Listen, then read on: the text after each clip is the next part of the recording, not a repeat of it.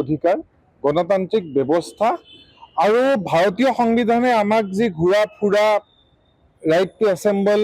Right to speech এই যিখিনি অধিকাৰ আমাৰ মৌলিক অধিকাৰ আমাক দিছে সেই মৌলিক অধিকাৰখিনি ক'ৰবাত না ক'ৰবাত নদুৱাৰ বিধানসভা সমষ্টিত খৰ্গ হৈছে আৰু তাৰ ওপৰতে মই এখন চিঠি মই মুখ্যমন্ত্ৰী মহোদয়লৈ ডিজিপি মহোদয় চিফ ছেক্ৰেটাৰী মহোদয় ডিচি এছপি আৰু যিখিনি কৰ্তৃপক্ষ তেওঁলোকলৈ দিছোঁ আৰু মই এতিয়া ভাবিছোঁ এখন প্ৰধানমন্ত্ৰী আৰু কেন্দ্ৰীয় গৃহমন্ত্ৰী অমিত শ্বাহ ডাঙৰীয়াকো এখন চিঠি দিম।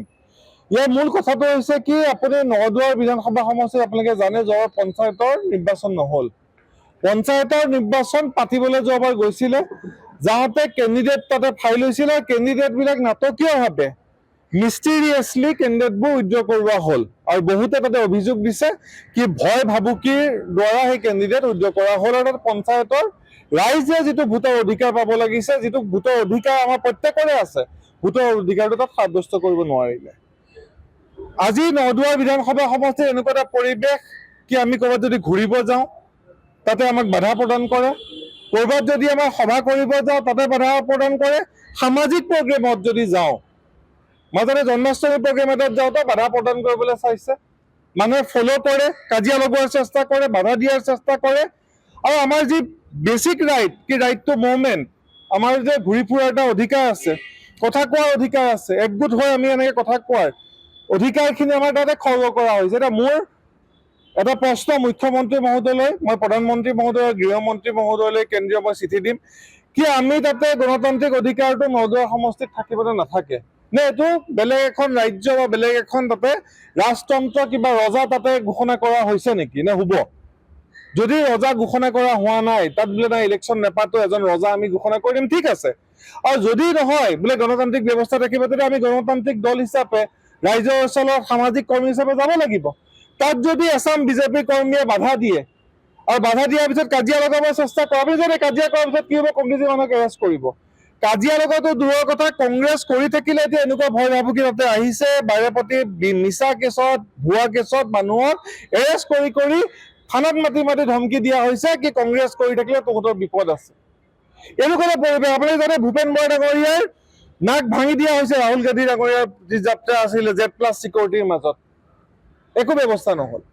আপুনি জানে তাৰ ডিষ্ট্ৰিক্টৰ প্ৰেচিডেণ্ট ৰাজুল বৰকটকী ডাঙৰীয়াক হত্যাৰ চেষ্টা চলোৱাইছিল নমিনেশ্যনৰ বহু লোকৰ নমিনেশ্যনৰ ফৰ্ম ফালি দিয়া হৈছিলে তাতে পঞ্চায়তৰ ইলেকশ্যনত যিটো গণতন্ত্ৰৰ হত্যা ৰাজুল বৰকটকী ডাঙৰীয়াক মাৰি পেলাই তাৰে বহু ঘটনা নীলোৎ পল ভূঞা বুলি এজন আইনৰ ছাত্ৰ তেওঁ কিবা অবৈধ বালিমহলৰ কথা কওঁতে তেওঁক হত্যাৰ চেষ্টা কৰা হৈছিলে উল্টা তেওঁৰ ওপৰতে কেছ জাপি দিয়া হৈছিলে। গতিকে বিভিন্ন ধৰণৰ কথা আপুনি জানে তাৰ পৰা কোনো ধৰণৰ নিউজ নাহে মই আগতে এই কথা কৈছোঁ তাৰ পৰা কোনো ধৰণৰ আপুনি দেখিব নিউজ নাহে মই যদি তাতে এখন প্ৰেছ কনফাৰেঞ্চ কৰোঁ তাৰ পৰা নিউজ নিদিয়ে। গতিকে এই যিটো ব্যৱস্থা এইটো চৰকাৰখন যিহেতু আছে যিহেতু এতিয়ালৈকে কোড অফ কণ্ডাক্ট লগা নাই চৰকাৰে কিবা ব্যৱস্থা ল'ব নল'ব আমি আমাৰ কংগ্ৰেছৰ কৰ্মীসকলে যি গণতান্ত্ৰিক ব্যৱস্থাত আমি ৰাইজৰ ওচৰলৈ যাব লাগে আমাক ৰাইজৰ ওচৰলৈ যাব দিবলৈ নিদিয়ে আৰু যদি নিদিয়ে তেতিয়াহ'লে আপোনালোকে তাতে ঘোষণা কৰি দিয়ক বোলে এখন ৰাষ্ট্ৰ নতুন ৰাষ্ট্ৰ য'ত এখন ৰজা পাতা হৈছে আৰু সেই ৰজাৰ মতে তাতে চলিব বুলি ঘোষণা কৰি দিয়ক কিয় বাৰেপতি কংগ্ৰেছৰ মানুহক তাতে আক্ৰমণ কৰা হৈ আছে বাৰেপতি গণতন্ত্ৰ হত্যাৰ চেষ্টা কৰি আছে তাতে আৰু মই এই পত্ৰখন ডিচি মহোদয় এছপি মহোদয় মুখ্যমন্ত্ৰী মহোদয় ইয়াৰে প্ৰধানমন্ত্ৰী আৰু গৃহমন্ত্ৰী মহোদয়কো মই এখন চিঠি দিম যাতে ইয়াৰ ওপৰত ব্যৱস্থা লয় ইয়াৰ ওপৰত যাতে ব্যৱস্থা লয় গণতান্ত্ৰিক ব্যৱস্থাটো যাতে ৰাখে আমাৰ যাতে ফাণ্ডামেণ্টেল ৰাইটছখিনি তেওঁলোকে ছিকিউৰ কৰিব পাৰে যিটো তেওঁলোকৰ দায়িত্ব আৰু কৰ্তব্য এজন মুখ্যমন্ত্ৰীৰ ৰূপে ডিচি এছপিৰ দায়িত্ব যাতে আমি ফ্ৰী মুভমেণ্ট কৰিব পাৰোঁ আমাৰ মুভমেণ্টটো ৰেষ্ট্ৰিক্ট কৰিবলৈ তেওঁলোকে চেষ্টা কৰিছে। গতিকে এই কথাবিলাক মই আজি আপোনালোকৰ জৰিয়তে মই ৰাইজক অসমৰ ৰাইজক আৰু কৰ্তৃপক্ষক আৰু মুখ্যমন্ত্ৰী মহোদয়ক মই আহ্বান জনাইছোঁ কি আপোনাৰ দায়িত্ব গণতন্ত্ৰ নদুৱাৰ সমষ্টিত ৰক্ষা কৰক ভয় ভাবুকি অন্যায় অত্যাচাৰ তাতে শেষ কৰি পেলাই তাতে ৰুল অফ ল তাতে এপ্লাই কৰক ল এণ্ড অৰ্ডাৰ মেইনটেইন কৰক কিয় কাজিয়া বাৰেপতি লগাব চেষ্টা কৰি আছে আমাৰ কৰ্মীক হত্যাৰ ভাবুকি হত্যা কৰাৰ চেষ্টা চলি আছে আমাৰ ব্যক্তিগত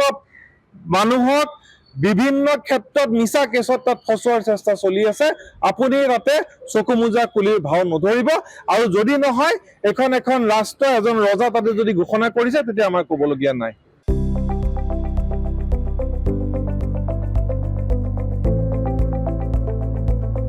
NB নিউজ,